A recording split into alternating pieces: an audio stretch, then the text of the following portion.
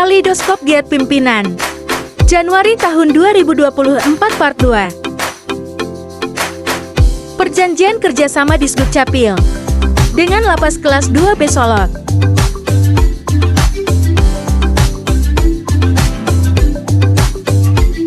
Rapat kerja cabang Pramuka Kota Solok.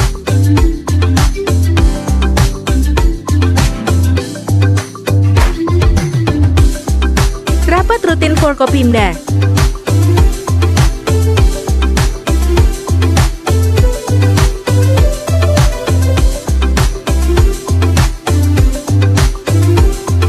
Peresmian bangunan kelompok Setia Kawan.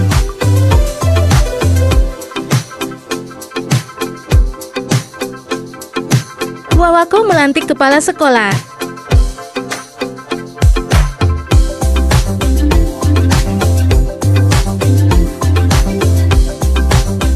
Penyerahan santunan BPJS Ketenagakerjaan.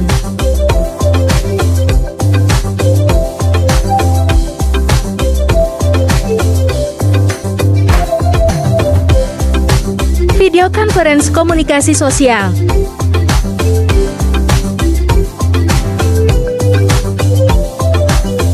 Wawako pimpin apel dinas PIN.